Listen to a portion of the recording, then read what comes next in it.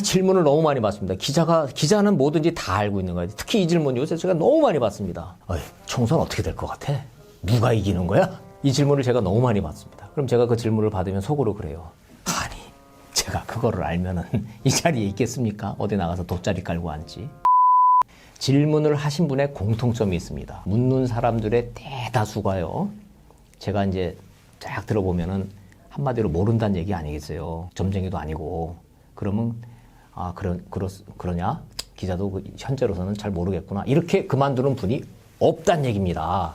그 다음 반응 정해져 있어요. 내가 보기엔 말이야.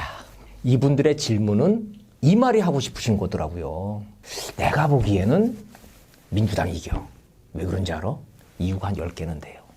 그것도 그냥 이유가 아니야. 근거가 한 10개쯤 쫙 돼요. 내가 보기엔 말이야. 이번에는 황교안이 이끄는 통합당이 이겨.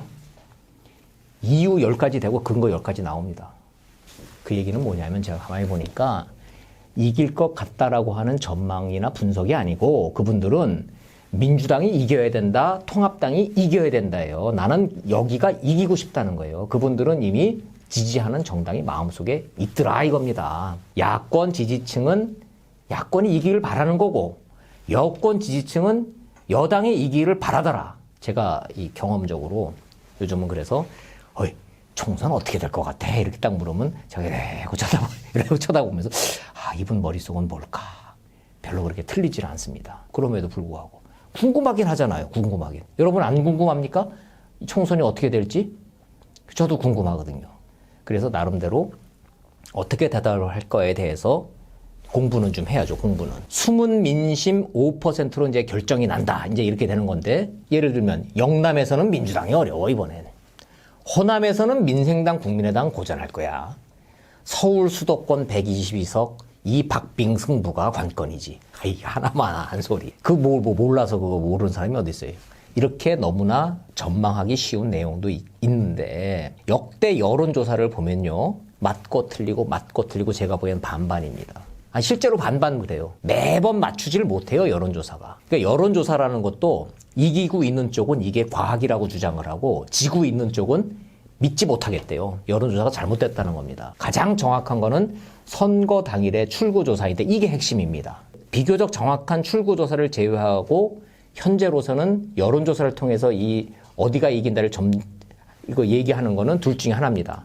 뻥이거나 거짓이거나. 그렇게 생각하시면 되는 거예요. 그래서 이제 조사원들이 나가기 않기 때문에 전화로 하는 여론조사는 그만큼 이제 한계가 있다. 이제 그런 얘기입니다.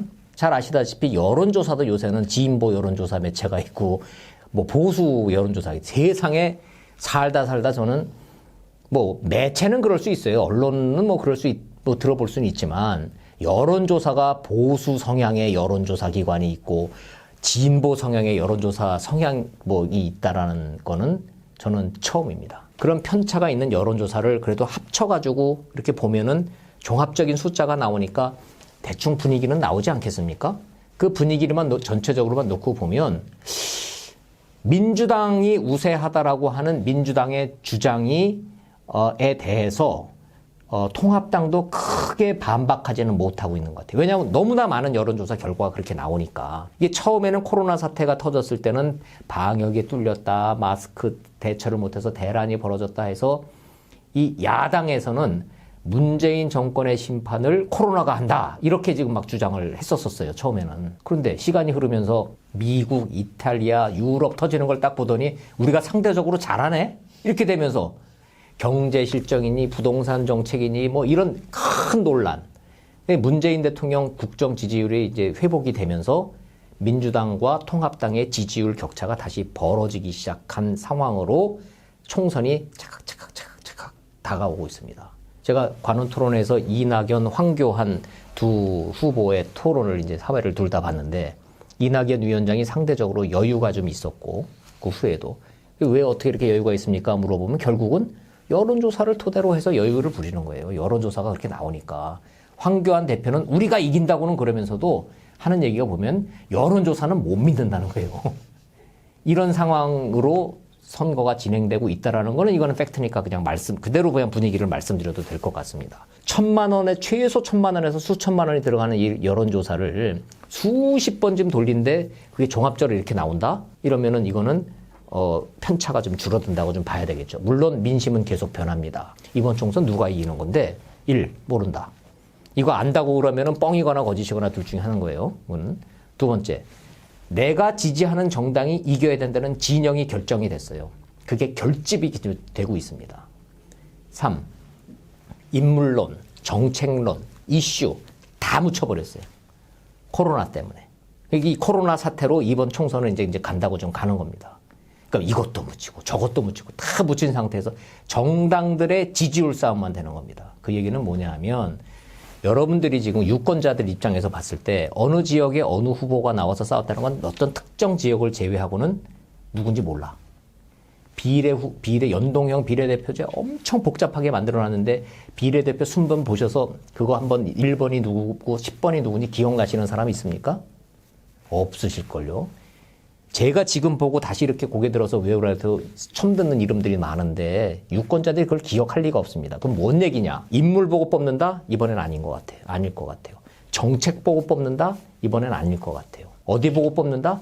당 보고 뽑는다. 결국은 당의 조직 싸움이 될 가능성이 너무나 높다. 후보들마다 이구동성으로 하는 얘기가 조직 싸움으로 될 가능성이 너무나 높아졌다는 거예요. 선거 자체가. 이거는 국가적으로는 불행입니다. 이건 민심이 아니에요. 조직을 누가 어떻게 관리하고 조직표를 어떻게 동원시키느냐, 진영 논리를 어떻게 가동시키느냐, 어떻게 지지층을 결집시키느냐, 이거 국가적 불행이라고 보는데 어찌됐든 현실적으로 선거는 그렇게 진행되고 있는 겁니다.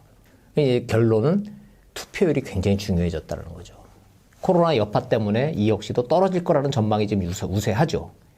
이제 3년 동안 죽어라 했던 이 자영업자들, 600만 자영업자의 숨은 표심이 어디로 가느냐가 이제 결정적인 변수가 될 것이다 라고 여야 후보들이 현장에서들은 다 얘기를 하고 있습니다. 이게 그냥 경제가 어려운 게 아니라 자영업자들이 정말로 경험해보지 못한 어려움을 지금 겪고 있기 때문에 이 지지층들이 지지하는 층 중에서도 교차해가지고 바뀔 가능성이 남아있는데 그것이 어느 정도냐?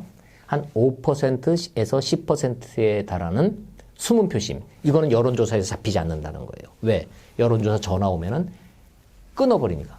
안 그래도 지금 막 열이 여기까지 나서 폭발 직전인데 여론조사에 거기 그 한각에 응할 시간이 없다는 거예요. 국민들이. 이런 상황이라는 거죠. 그러니까 진영 싸움은 더 심해질 겁니다. 오죽하면 박지원 의원이 그랬잖아요. 진돗개 11발이랑 셰파트 11발이랑 싸우게 됐다고. 중간에 있는 뭐 군소정당 위한대더니 뭘 위하긴 뭘 위해. 그냥 진돗개 셰파트가 개 아닙니까? 개. 이게 개싸움이 됐다는 얘기예요. 개싸움이.